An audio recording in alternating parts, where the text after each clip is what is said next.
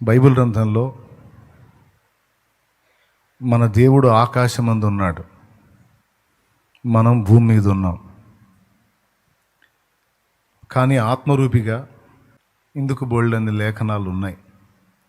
మత్తయి సువార్త చివరి అధ్యాయం చివరి వచనంలో ప్రభు అన్నాడు, ఇదిగో సదాకాలం నేను మీతో కూడా ఉన్నాను అని.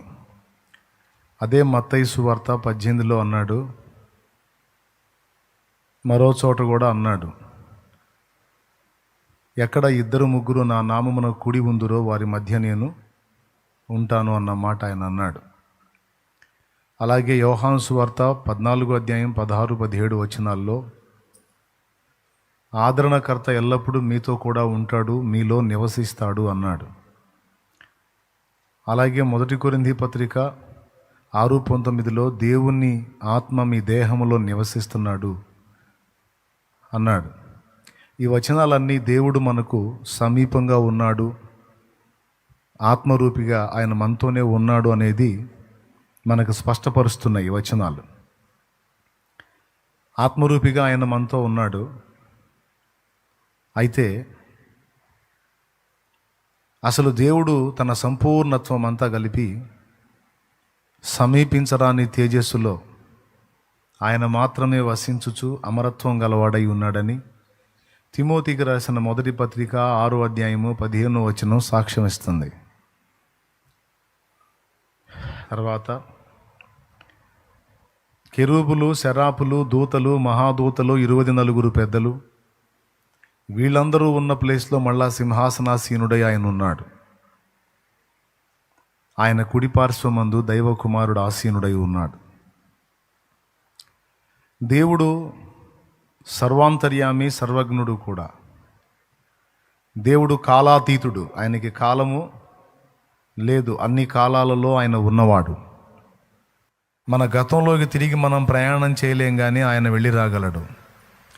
మన భవిష్యత్తులోకి ఇప్పుడే మనం ప్రయాణం చేసి చూసి రాలేము, కానీ దేవుడు వెళ్ళి చూసి రాగలడు. దేవునికి ఆ సామర్థ్యం ఉంది. అందుకే ఆయన అన్ని కాలములలో ఉన్నవాడు అని పిలువబడ్డాడు. అయితే ప్రస్తుతానికి లేఖనం మనకి 2 సంగతులు చెప్తుంది. ప్రభు మనతో కూడా ఉన్నాడు అని వాక్యం చెప్తుంది. మళ్ళీ కొంతకాలం మనం ప్రభువుకి దూరంగా ఉన్నామని కూడా వాక్యం చెప్తుంది. ముందు చూపించిన వచనాలన్నీ ప్రభు మనకు దగ్గరలో ఉన్నాడనేది స్పష్టం. కానీ 2 కొరింథీ పత్రిక 5వ అధ్యాయము మీరు చూడగలిగితే, 2 కొరింథీ పత్రిక 5వ అధ్యాయము 2-3 వచనాల నుంచి చూడండి. అక్కడ మనం ప్రభువుకి కొంచెం దూరంగా ఉన్నామనే మాట ఉంటుంది. ఈ గుడారములోనున్న మనము భారము మోసుకొని మూలుకుచున్నాము. ఇది తీసివేయవలనని కాదు, కానీ మత్స్యమైనది జీవము చేత మృంగివేయబడినట్లు ఆ నివాసము దీనిపైన ధరించుకొని కోరుచున్నాము. వాడు దేవుడే. చదువుతానే ఉండు. మరియు ఆయన తన ఆత్మను సంచకరువును మనకు అనుగ్రహించి ఉన్నాడు. వెలిచూపు వలన కాక విశ్వాసం వలనే నడుచుకొనుచున్నాము. గనుక ఈ దేహములో నెవకు దూరముగా ఉన్నామని ఎరిగి ఉండి, గనుక 7వ వచనంలో టచ్ అయింది. గనుక ఏం గనుక? పైన చెప్పిన వచనాలన్నీ మనం విన్నాం గనుక, తెలుసుకున్నాం గనుక, ఈ దేహంలో నివసించుచున్నంత కాలం ప్రభువునకు దూరముగా ఉన్నామని ఎరిగి ఉండి ఎల్లప్పుడూ ధైర్యము గలవారమై ఉన్నాం. ఇప్పుడు మనం ప్రభువుకి దగ్గరగా ఉన్నామా, దూరంగా ఉన్నామా? ఇందాక చెప్పిన వచనాలన్నీ ఆయన మనతోనే ఉన్నాడని ఉన్నాయిగా. మరి ఆ వచనాలు కరెక్టా, ఈ వచనం కరెక్టా? ఇందాక చదివిన వచనాలన్నీ ఆయన మనతోనే ఉన్నాడని ఉన్నాయిగా. మత్తయి సువార్త 28వ అధ్యాయము 20-21 వచనం చూడండి. నేను మీకు ఏ సంగతులను ఆజ్ఞాపించుతునో వాటన్నిటినీ గైకొనవలెనని. 21 లేదు, 20. ఇదిగో నేను యుగ సమాప్తి వరకు సదాకాలము మీతో కూడా ఉన్నానని వారితో చెప్పాను. అదిగో నేను యుగ సమాప్తి వరకు సదాకాలం మీతో కూడా ఉన్నానని, సదాకాలం మనతో ఉన్నాడు. మరి ఈ మాట కరెక్టా? మనం ఆయనకి దూరంగా ఉన్న 2 మాటలు అందులోనే ఉన్నాయి బైబిల్లో. ఈ దేహములో నివసించుచున్నంత కాలం మనం ప్రభువుకు దూరంగా ఉన్నామని ఎరిగి అన్నాడు అక్కడ. ఇక్కడేమో సదాకాలం నేను మీతో కూడా ఉన్నాను అన్నాడు. దీనికి ఇంకా అనేక వచనాలు రిఫరెన్స్లు ఉన్నాయి ఆయన మనతో ఉన్నాడు అంటానికి. అయితే ఇక్కడ గమనించాల్సిన విషయం ఏంటంటే, ప్రభువు ఆత్మరూపిగా మనతో ఉన్నాడు, ఆయన ముఖాముఖి మనకు కనబడడు.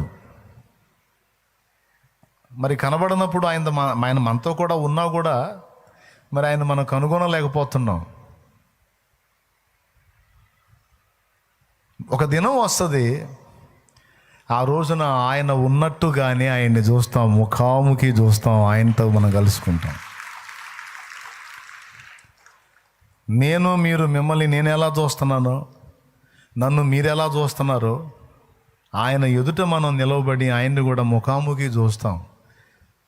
యేసయ్య ఆ దివ్యమంగళ స్వరూపాన్ని నిశ్చయముగా మనం చూస్తాం. ఇంకా చెప్పాలంటే వాక్యంలో చెప్పాడు, యుగ సమాప్తి వరకు సదాకాలము నేను మీతో కూడా ఉన్నానని. కానీ తెస్సలోనికీయులకు రాసినటువంటి మొదటి పత్రిక 4వ అధ్యాయము 15వ వచనం చూడు. మేము ప్రభువు మాటను బట్టి మీతో చెప్పునదేమనగా, ప్రభు రాకడ వరకు సజీవులమై నిలుచుండు మనము నిద్రించిన వారి కంటే ముందుగా ఆయన సన్నిధి చేరము. ఆర్భాటముతోనూ ప్రధాన దూత శబ్దముతోనూ దేవుని బోరతోనూ పరలోకం నుండి ప్రభువు దిగివచ్చును. క్రీస్తునందుండి మృతులైన వారు మొదట లేతురు. ఆ మీదట సజీవులమై నిలుచుండు మనము వారితో కూడా ఏకముగా ప్రభువును ఎదుర్కొంటకు ఆకాశ మండలమునకు మేఘముల మీద కొనిపోబడుదుము. కాగా మనము సదాకాలము ప్రభుతో కూడా ఉందుము. అబ్బా అబ్బా ఎప్పుడయ్యా? కాగా మనము సదాకాలము ప్రభువుతో కూడా ఉందుము. ప్రభు అన్నాడు మత్తయి సువార్త 28:20లో, యుగ సమాప్తి వరకు సదాకాలము నేను మీతో కూడా ఉన్నానని. ఇప్పుడు తెస్సలోనిక మొదటి పత్రిక 4:16, 17, 15 ఏదో ఒకటిలే, ఇప్పుడే చదివారుగా 17. మనం సదాకాలం ప్రభుతో కూడా ఉంటాము. ఈ రెండు ఎప్పుడు జరుగుతాయి? ఆల్రెడీ ప్రభు మనతో కూడా ఉన్నది జరుగుతుంది. కానీ ఒక రోజు రాబోతుంది, ఆ రోజు మనందరం ఆయన ముందుకెళ్ళి నిలబడతాం. ఇప్పుడు నా ముందు మీరు ఎలా ఉన్నారో మనందరం యేసయ్య ముందు అలా ఉంటాం. ఇంకా ఆయన్ని మనం సమీపించవచ్చు, ఆయనని ముట్టవచ్చు, చూడవచ్చు. అద్భుతమైన అనుభవం అది. అయితే ఇది జరగడానికి ముందు కొంతకాలం మనం ఎడంగా ఉన్నాం. ఆయన మనతోనే ఉన్నాడు, మన వెన్నంటే ఉన్నాడు, కానీ మనకు కనపట్టల్లా. కొన్నిసార్లు ఆయన మర్చిపోయాడేమో, నన్ను వదిలేశాడేమో, నాకు దూరం అయిపోయాడేమో అని కొంత కలవరం ఉంటుంది మనకి. ఇప్పుడు రోడ్డు మీద తండ్రి కొడుకుని చేత పట్టుకొని ఏలు పట్టుకోరా అని తీసుకొని పోతున్నాడు. ముందు తండ్రి నడుస్తున్నాడు, వెనక కొడుకు నడుస్తున్నాడు. ఇప్పుడు తండ్రిని కొడుకు వెంబడించినంత వరకు తండ్రి ముందున్నాడు, కొడుకు వెనకున్నాడు. తండ్రి సన్నిధి కొడుకు తోడుగా ఉంది. కొంచెం దూరం వెళ్ళినాక మాయలోక ఆకర్షణ, మాయసంతలోని వస్తువులను చూసి పిల్లవాడు ఆకర్షితుడయ్యాడు. ఆకర్షితుడయ్యి తండ్రి వేలు వదిలేసి ఆ మాయసంత వైపు, ఆ మాయసంతలో చిత్రాచిత్రమైన వస్తువుల వైపు వెళ్ళాడు. అంటే ఎటు వెళ్ళాడు? ఒకప్పుడు ప్రభువుని వెన్నంటి ప్రభువుతో నడుస్తూ ఆత్మీయంగా ఉండేవాడు.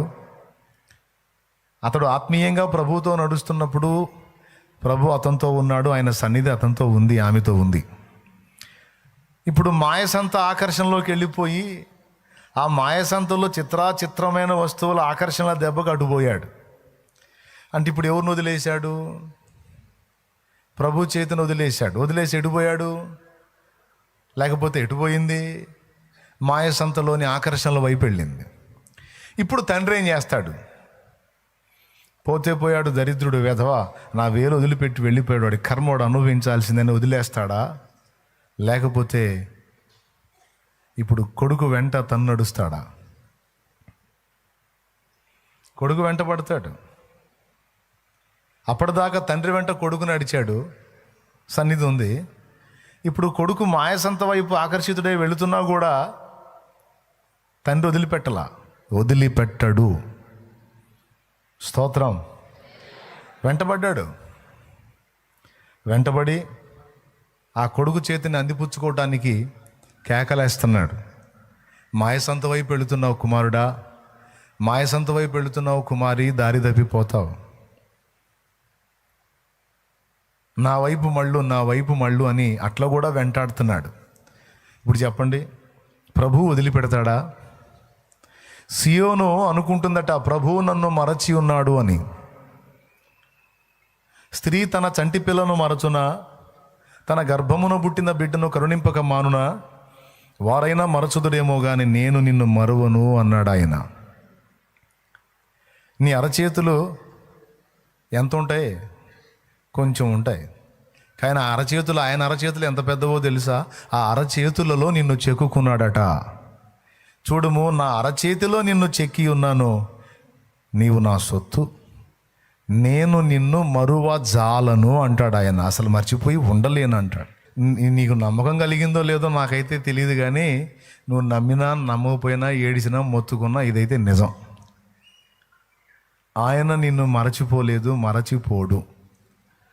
నువ్వు ఆయనను వెంబడించినప్పుడు ఆయన సన్నిధి నీకు తోడుగానే ఉంది.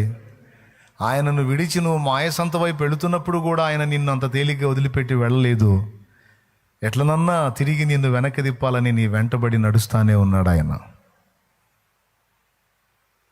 అంటే ఇది నీ గొప్పతనం కాదు,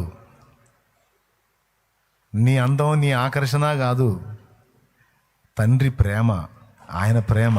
కొడుకు మాయసంత వైపు ఆకర్షితుడై వెళ్ళిపోతుంటే అబ్బాయి అందం కోసమో, లేకపోతే అబ్బాయి ముఖవర్చస్సు కోసమో, అబ్బాయి పనోడనో పరిగెత్తుతాడా తండ్రి? వాడు కళ్ళు లేని అందుడైనా, పనికిరాని కొడుకైనా, మెంటలోడైనా సరే, తండ్రికి ఎందుకు కొరగాని కొడుకైనా సరే, వాడిని కాపాడుకోవడానికి తండ్రి ప్రేమను బట్టి కొడుకు వెంటపడతాడు.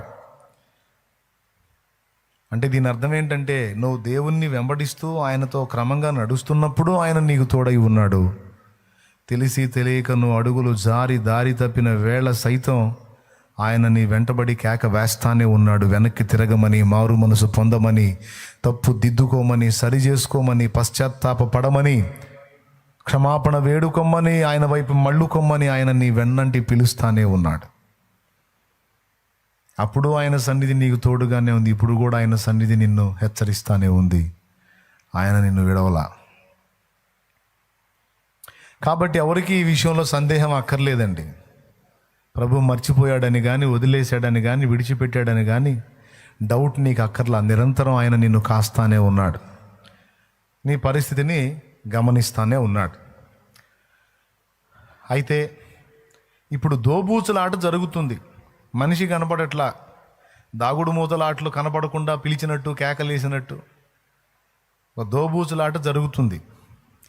ఈ ముసుగంతా తొలగింపబడి ముఖాముఖి ఆయన మనం ఎదుర్కోగలిగినటువంటి ఘట్టం ఒకటి భవిష్యత్తులో రాబోతుంది.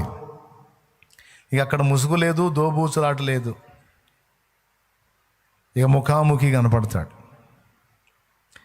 అయితే అప్పటిదాకా కొంతకాలము ఈ దేహంలో నివసించినంత కాలం మనం ఆయనకు దూరంగా ఉన్నాం. ఇప్పుడు చెప్పండి, ఆయన మనతో ఉన్నాడా, ఆకాశంలో ఉన్నాడా? పెద్దగా చెప్పాలి. రెండూ కరెక్టే. ఆయన మనతో ఉన్నాడన్నది కరెక్టే, ఆయన ఆకాశమందున్నాడన్నది కూడా కరెక్టే. మా దేవుడు ఎక్కడున్నాడు అన్నాడు కీర్తనకారుడు 115వ కీర్తన 2వ వచనం నుంచి చదువు. మాకు కాదు యెహోవా, మాకు కాదు అని మొదలు పెడతాడు 115వ కీర్తన. 2వ వచనం చదువు, తీ బైబిల్. అన్యజనులు ఎందుకు వారి దేవుడేడి అని అన్యజనులు ఎందుకు చెప్పుకొందురు? మా దేవుడు ఆకాశమందున్నాడు. అద్దుగో, మా దేవుడు ఎక్కడున్నాడని చెబుతున్నాడు? ఆకాశమందున్నాడు. మళ్ళీ వాక్యం ఏమంటుంది? భక్తులకు దేవుడు తోడై ఉన్నాడు అంటుంది. యెహోవా దావీదుకు తోడై ఉండెను, యెహోవా యోసేపునకు తోడై ఉండెను, యెహోవా తన భక్తులకు తోడై ఉన్నాడు అన్నాడా? మళ్ళీ ఏమంటాడు? మా దేవుడు ఆకాశమందు ఉన్నాడు. సో దేవుడు ఆత్మరూపిగా మనతో ఉన్నాడన్నమాట నిజమే. అదే సమయంలో ఆయన ప్రత్యేకమైన సన్నిధి ఆకాశమందు ఉన్నది అన్నది కూడా నిజమే. ఆయన ఆత్మరూపిగా సర్వాంతర్యామిగా మనందరితో కూడా ఉన్నాడు అన్నది నిజమే. మళ్ళీ స్పెషల్గా ప్రత్యేకంగా ఆయన సన్నిధి ఆకాశంలో ఉన్నది అన్నది కూడా నిజమే. మనతో కూడా ప్రభు ఉన్నాడు అన్నది నిజమేగా. 24 పెద్దలు మనతో ఉన్నారా? కెరూబులు, శరాపులు, మహాదూతలు, దూతలు వీళ్ళందరూ ఉన్నారా మనతో? శరాపులు అంటే మహాదూతలు అని అర్థం. ఉన్నారా? లేరు. వాళ్ళు 24 పెద్దలు అందరూ కలిసి ఉన్నది పరలోకం. ఆయన అక్కడ ఉన్నాడు సింహాసనం మీద, ఒక్కడుగా సర్వాంతర్యామిగా మనతో కూడా ఉన్నాడు.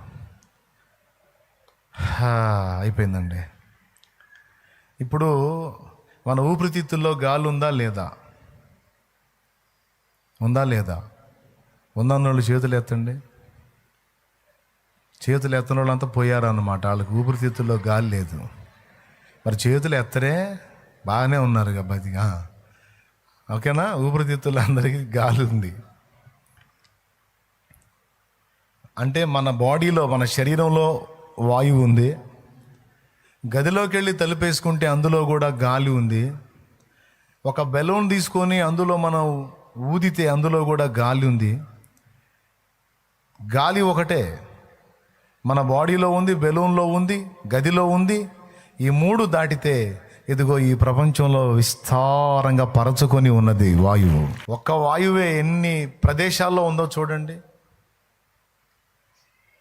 అయితే ఉన్న ప్రతి చోట ఒకే పరిమాణంలో ఉందా? లేదు. మన బాడీలో కొంత పరిమాణంలోనే ఉంది. బెలూన్లో మనం ఊదితే కొంత పరిమాణంలోనే ఉంటుంది. గదిలో ఉంటే కొంత పరిమాణంలోనే వాయువు ఉంటుంది. ఈ 3 దాటి బయటకు వస్తే అదిగో ఈ ప్రపంచంలోకి మనం కొలవలేనంత వాయువు ఉంది. స్తోత్రం. అట్లాగే మనలో దేవుని సన్నిధి ఉంది, మనతో కూడా దేవుని సన్నిధి ఉంది. దాంతోపాటు ఈ ప్రపంచమంతటా దేవుని ఉనికి ఉంది. ఈ 3 గాక ఆకాశమందు కూడా దేవుని ప్రత్యేక సన్నిధి ఉంది. అర్థమైతే గట్టి కొట్టు. ఇక నేను ఈ పాయింట్ నుంచి పక్కకు పరిశుద్ధాత్మ అభిషేకాన్ని గురించి కూడా ఈ పోలిక సరిపోతుంది. అర్థమైందా? కొలవలేనంత ఆత్మగా ఉన్నాడు. కొలత ప్రకారం భక్తుల మీదకి వచ్చిన ఆత్మగా కూడా ఉన్నాడు.